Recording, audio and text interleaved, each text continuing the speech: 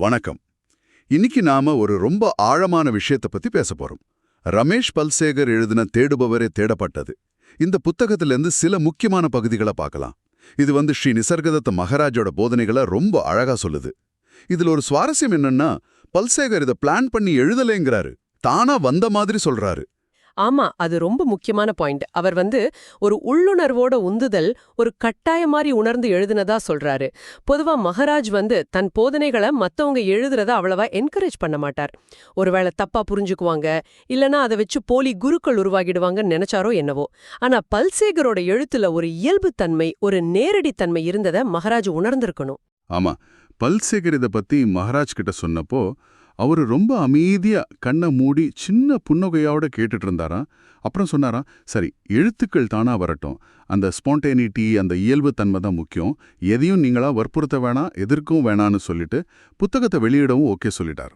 அது மட்டும் இல்ல, இதில் இன்னொரு சுவாரஸ்யமான கண்டிஷன், உண்மையிலே எழுதுறதுக்குன்னு யாரும் இல்ல, எல்லாமே அந்த ஒரே உணர்வுலேருந்து தான் வருதுன்னு உங்க 2 பேருக்குமே தெரியும், இருந்தாலும் ஆசிரியரோட பேரை கண்டிப்பா போடணும்னு சொன்னாராம். இதுவே ஒரு குட்டி பாடம் மாதிரி இருக்கு இல்லையா? நிச்சயமா. அந்த முன்னுரையே ஒரு பெரிய விஷயத்த சொல்லுது. தனி மனிதன்கிற எண்ணத்தோட மாயப்பத்தி.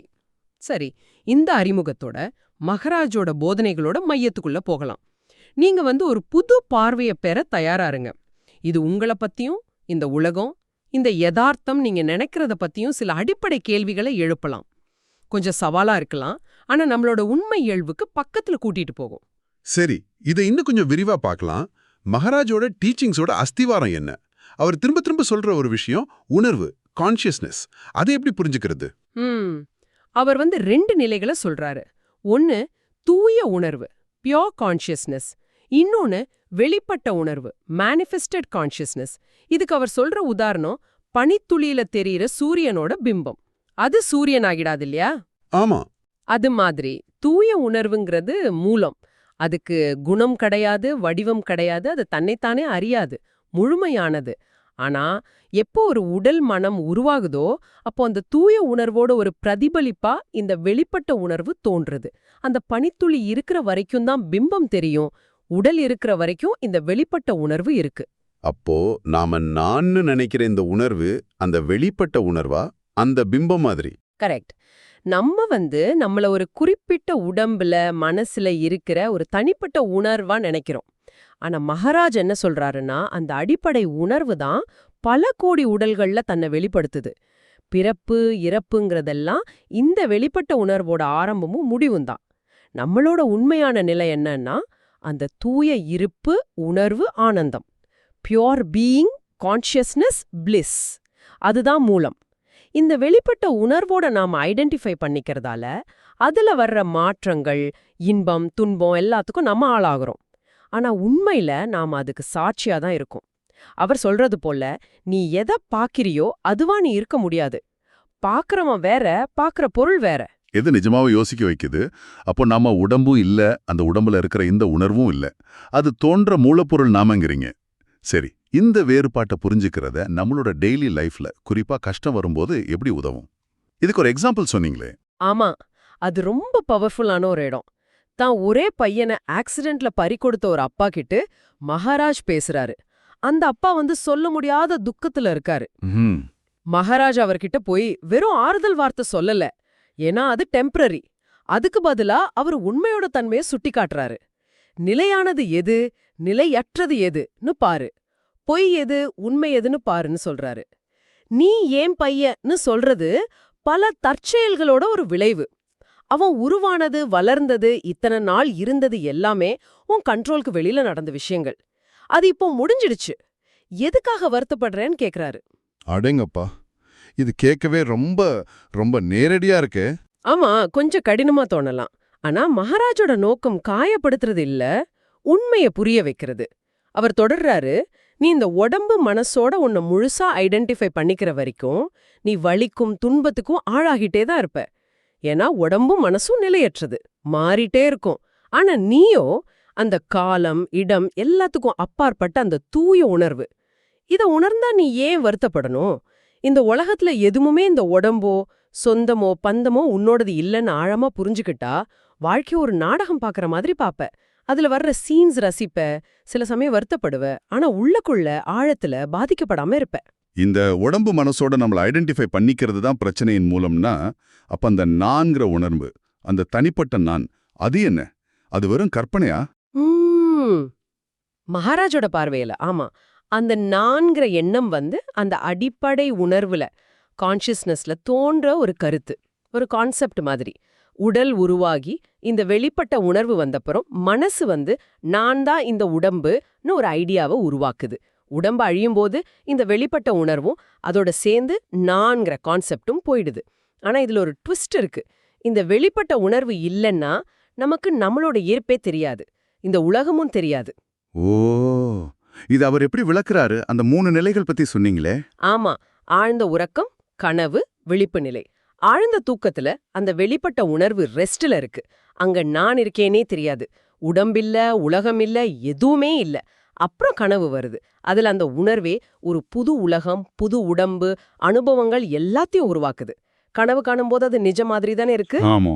ஆனா முழிச்சதும் அது கற்பனைன்னு தெரியுது. அப்புறம் விழிப்பு நிலை, முழிச்ச உடனே வர்ற முதல் உணர்வு வெறும் இருப்பு, பிரசன்ஸ். இருக்கிறேங்கிற ஃபீலிங் மட்டும்தான். நான் இருக்கிறேன்னு இல்ல, வெறும் இருக்கிறேன். ஆனா அடுத்த செகண்டே மனசு பாஞ்சு நான் தான் இந்த ஆளு, இந்த உடம்புன்னு ஒரு அடையாளத்தை அந்த இருப்பு மேல போட்டுடுது. இதுல நாம ரொம்ப ஆழமா பழகிட்டோன்னு மகாராஜ் சொல்றாரு. அப்படியானால் இந்த வெளிப்பட்ட உலகம் மேனிஃபெஸ்ட், இதுக்கும் அந்த மூலமான வெளிப்படாத நிலை அன்மேனிஃபெஸ்ட், இதுக்கும் என்ன தொடர்பு? ரெண்டும் வேற வேறயா? இல்ல, மகாராஜ் அவை அடிப்படையில ஒண்ணுதாங்கிறாரு. ஒளிக்கும் பகல் வெளிச்சத்துக்கும் பெரிய வித்தியாசம் இல்லையே. இல்ல. பகல் வெளிச்சங்கிறது ஒளியோட வெளிப்பாடு. அது மாதிரி அந்த வெளிப்படாத முழுமையிலிருந்து, அவ்யக்தத்திலிருந்து எந்த காரணமும் இல்லாம கடல்ல அலை வர்ற மாதிரி இந்த உணர்வு வியக்தம் தோன்றுது. இந்த உணர்வுல தான் உலகம், அனுபவம் எல்லாமே தோன்றி மறையுது. அதனால உலகம் சுத்தமா இல்லைன்னு அவர் சொல்லல, ஆனா அது ஒரு தோற்றம், உணர்வுல தெரியற ஒரு காட்சிங்கிறாரு. நாம ஒவ்வொருத்தருமே அந்த நாங்கிற எண்ணம் வர்றதுக்கு முன்னாடியும் அது போனதுக்கு அப்புறமும் இருக்கிற அந்த அடிப்படை சாட்சி நிலையிலிருந்து பேச முடியும். நான், நீ, அவன், அவள் எல்லாமே அந்த ஒரே உணர்வோட வெவ்வேறு வடிவங்கள். எல்லாமே அடிப்படையில ஒண்ணுதான். இது ரொம்ப ஆழமான ஒரு கருத்து. இதையெல்லாம் கேட்டு புரிஞ்சுக்கிறது ஒரு ஸ்டெப்பு. ஆனா இதை அனுபவத்துல உணர முடியுமா? அதுக்கு ஏதாவது வழி சொல்றாரா மகாராஜ்? பயிற்சி மாதிரி? நிச்சயமா. வெறும் புத்தியால புரிஞ்சுக்கிறது பத்தாதுன்னு அவர் திரும்ப திரும்ப சொல்றாரு. அவர் சொல்ற பயிற்சி ரொம்ப சிம்பிள், நேரடியானது. என்னன்னா, அமைதியா உட்காந்து உங்க மனசுல என்னெல்லாம் மேல வருதோ அதை கவனிக்கணும். எண்ணங்கள், உணர்ச்சிகள் இதெல்லாம் தண்ணில வர்ற அலை மாதிரி. பெரும்பாலும் பழைய பதிவுகள், கருத்துக்களோட விளைவு. அதை எதிர்க்கவோ புடிச்சுக்கவோ வேணாம். அது வர்றதையும் போறதையும் சும்மா பார்க்கணும். அதுல இன்வால்வ் ஆகாம ஒரு சாட்சியா இருக்கணும். இந்த மாதிரி அமைதியா தொடர்ந்து கவனிக்கிறதுனால தேவையில்லாத மன ஓட்டங்கள் தானா குறைஞ்சிடும். இதுல எது முக்கியம்? எதுல கவனம் வைக்கணும்? ரொம்ப முக்கியம். அந்த நான் இருக்கிறேன், ஐ ஆம்ங்கிற அடிப்படை உணர்வு இருக்கு இல்லையா, அந்த இருப்புணர்வு, அதுல மனசு நிறுத்துறது. மத்த எண்ணங்கள் வரும் போகும். ஆனா இந்த நான் இருக்கிறேன் உணர்வு தான் விழிப்பு நிலையோட பேஸ். அதுல தொடர்ந்து கவனம் செலுத்துறது மனசு அதோட மூலத்துக்கு, அந்த தூய உணர்வுக்கு கூட்டிட்டு போகும். மத்த எண்ணங்கள்ல சிக்காம அந்த சுத்தமான இருப்புணர்வுல நிக்கிறது. இது ஒரு புது வாழ்க்கையோட ஆரம்பம்னு மகாராஜ் சொல்றாரு. இந்த நான் இருக்கிறேனுங்கிற உணர்வை தொடர்ந்து கவனிக்கிறது தான் அந்த பிம்பத்திலிருந்து மூலமான சூரியனை நோக்கி போற பாதை. இப்ப புரியுது. இது ஒரு வித தியானம்தான். ஆனா ஒரு பொருளை தியானிக்காம அந்த அடிப்படை இருக்கிறேங்கிற உணர்வையே தியானிக்கிறது. இதுதான் அவர் போதனையோட உச்சம்னு சொல்ற தி சீக்கர் இஸ் தி சாட். இதுக்கு கொண்டு போகுதா? அதோட அர்த்தம் என்ன? கேட்கவே ரொம்ப மர்மமா இருக்கே. அதை தேடுற அந்த நான், அந்த தனிநபர், அந்த தேடுற ஆள் உண்மையில இல்லைன்னு உணரும் போதுதான், அந்த நான் மறைஞ்சு போகும்போதுதான் அது நடக்குது. ஏன்னா யார் தேடுறா? உண்மையில அந்த தேடுறவரே தம் மூலத்தை தேடுற அந்த அடிப்படை உணர்வு தான் தேடலுங்கிறது. ஒரு கற்பனையான தனிநபரோட முயற்சி இல்ல, அது உணர்வோட இயல்பான இயக்கம், தன்னோட சோர்ஸுக்கு திரும்பி போறது. அதனால தேடுபவர், தேடல், தேடப்பட்டது, இது மூணும் வேற வேற இல்ல, எல்லாமே ஒண்ணுதான். அந்த ஒண்ணுதான் நீங்க. இந்த உண்மையை உணர்றதுதான் விடுதலை. மகாராஜ் இன்னொரு ஸ்டெப்பு போய் சொல்றாரு, இந்த உண்மைய உணரும்போது அந்த உணர்தலே மறைஞ்சிடுதுன்னு. அதாவது நான் உண்மையா உணர்ந்துட்டேன்னு சொல்றதுக்கு கூட ஒரு தனி ஆள் இல்லாம போயிடுது. வாவ்! இது இது தலை சுற்ற வைக்குது. அப்போ ஞானம் அடைய முயற்சி பண்ணணுமா வேணாமா? ஒரு பக்கம் நான் இருக்கிறேன்னு நில்லுங்கன்னு பயிற்சி சொல்றீங்க, இன்னொரு பக்கம் தேடுறதுக்கே ஆள் இல்லை, யாரு முயற்சி பண்ண போறான்னு கேக்குறீங்க. இது முரண்பாடா தெரியுதே. நல்ல கேள்வி. இது நிறைய பேருக்கு வர சந்தேகம்தான். மகாராஜ் யார் முயற்சி செய்ய போறான்னு கேட்கும்போது அதோட அர்த்தம் என்னன்னா, அந்த நான்கிற தனி ஆள், அந்த ஈகோ, அதால முயற்சி பண்ண முடியாதுங்கிறது தான். ஒரு நிழல் வந்து அதோட பொருள் என்னன்னு தெரிஞ்சுக்க முயற்சி பண்ண முடியுமா? முடியாது. அது மாதிரிதான். இல்லனா அவர் கேக்குற மாதிரி நாம ஒரு சின்ன செல்லுல இருந்து அம்மாவோட வயித்துல முழு குழந்தையா வளர்றதுக்கு என்ன முயற்சி பண்ணோம்? அதுக்கு எந்த முயற்சியும் தேவையில்ல, அது இயல்பா நடந்துச்சு. அப்படி இருக்கும்போது இப்போ ஞானம் அடைய மட்டும் நான் முயற்சி பண்ணணும்னு நினைக்கிறது எப்படி சரின்னு கேக்குறாரு. அவர் சொல்றது உண்மைய புரிஞ்சுக்கிறதுக்கு அந்த நான் எந்த முயற்சியும் பண்ண தேவையில்ல, பொய்யானத பொய்யன்னு தெளிவா பாட்டா போதும். பொய்யானதுன்னா? நாம இந்த உடம்பு மனசு அமைப்பு தான் நான்னு ரொம்ப உறுதியா நம்பிட்டு இருக்கோம் இல்லையா, அதுதான் அந்த பொய். இந்த தப்பான அடையாளம் தான் பந்தம், கட்டுப்பட்ட நிலை. இந்த ஐடென்டிஃபிகேஷன் தப்புன்னு ஆழமா உணர்றது தான் விடுதலை. அதனால அவர் சொல்ற பயிற்சி வந்து நான் முயற்சி பண்ணி எதையோ அடையிறதுக்கான பயிற்சி இல்ல. அதுக்கு பதிலா கவனத்தை வெளியில இருந்தும் மன ஓட்டங்கள்ல இருந்தும் திருப்பி அந்த அடிப்படை நான் இருக்கிறேன் மேல வைக்கிறது மூலமா அந்த தப்பான அடையாளம் தானா வலுவிழந்து உண்மை வெளிப்பட ஒரு வழி செய்யுது. அது ஒரு எஃபர்ட்லெஸ் எஃபர்ட் மாதிரி, முயற்சியற்ற முயற்சி. புரிஞ்சுது. இது ரொம்ப நுட்பமான வித்தியாசம். முயற்சிங்கிறது அகங்காரத்தோட வேலை, கவனிக்கிறது உணர்றதுங்கிறது அதை கடந்து நிக்கிற சாட்சியோட இயல்பு. அவர் வாழ்க்கையை ஒரு பெரிய காமெடி ஃபார்ஸ்னு சொன்னதா சொன்னீங்களே, அது ஏன் அப்படி சொல்றாரு? ஆமா, ஏன்னா நாம வந்து புறந்துட்டோன்னு யாரோ சொன்னத ஒரு குற்றச்சாட்டு மாதிரி ஏத்துக்கிறோம். அப்புறம் அதோட விளைவா வர்ற மரணங்கிற ஐடியாவை பார்த்து பயப்படுறோம். இதுக்கு நம்ம கிட்ட எந்த நேரடி ஆதாரமும் இல்ல. நாம பொறக்கும்போது நான் பொறக்க சம்மதிக்கிறேன்னு எந்த கான்ட்ராக்ட்லயும் சைன் போடல. ஆனா இந்த பிறப்புங்கிற கான்செப்ட உண்மையா ஏத்துக்கிட்டதால அதோட ஆப்போசிட்டான மரணங்கிற கான்செப்டும் நம்மள புடிச்சு ஆட்டுது. மகாராஜ் இதை எப்படி சொல்றாருன்னா, யாரோ நீங்க அரெஸ்ட் ஆயிட்டீங்கன்னு சொன்னதை கேட்டு நீங்களாவே ஜெயிலுக்கு போற மாதிரி இருக்குன்னு. இந்த வாழ்க்கை நாடகத்துல நாம எல்லாரும் ஆக்டர்ஸ். ஆனா நாம ஒவ்வொருத்தரும் நாமளா முடிவெடுத்து நாமளா செயல்படுறதா நினைச்சுக்கிறோம். அதனால வர்ற நல்லது கெட்டதுக்கெல்லாம் நாமளே பொறுப்பேத்துக்கிறோன்னு. இதுதான் அடிப்படை அறியாமை, இதுதான் துன்பத்துக்கு காரணங்கிறாரு. அப்படியானா நம்ம செயல்களுக்கு நம்ம பொறுப்பு இல்லையா? கர்மா பத்தி என்ன சொல்றாரு? இதுவும் முக்கியமான பாயிண்ட். நாம நம்மள ஒரு தனிப்பட்ட சுதந்திரமான செயல்கர்த்தாவா, ஒரு டூவரா நினைச்சுக்கிட்டு நான் செஞ்சேன், நான் சாதிச்சேன், நான் தப்பு பண்ணிட்டேன்னு பொறுப்பெடுக்கும் போதுதான் கர்மா, அதாவது செயலோட விளைவு உருவாகுது. ஆனா மகாராஜ் சொல்றாரு, உண்மையில எல்லா செயல்களும் அந்த அடிப்படை உணர்வோட இயக்கத்துல, அதோட உள்ளார்ந்த அறிவோட செயல்பாட்டுல ஃபங்க்ஷனிங் ஆஃப் பிராக்ஞா நடக்குது. அந்த பிரபஞ்ச இயக்கத்தோட உள்ளார்ந்த அறிவு சக்தி மாதிரி வச்சுக்கலாம். தனி ஆளுக்குன்னு சுதந்திரமான செயல்பாடு இல்ல. ஒரு வெள்ளம், பூகம்பம், மழை இதெல்லாம் எப்படி இயற்கையோட நிகழ்வுகளோ அது மாதிரிதான் மனுஷங்களோட எண்ணம், உணர்வு, செயல் எல்லாமே அந்த மொத்த உணர்வோட வெளிப்பாடுகள். இத உண்மையா உணரும்போது நான் செய்யறேங்கிற தனிநபர் கருத்து போயிடுது. அதோட சேர்ந்து செயல்கள் மேல இருக்கிற தனிப்பட்ட பொறுப்பும் அதனால வர்ற கர்மா வினைகளும் இல்லாம போயிடுது.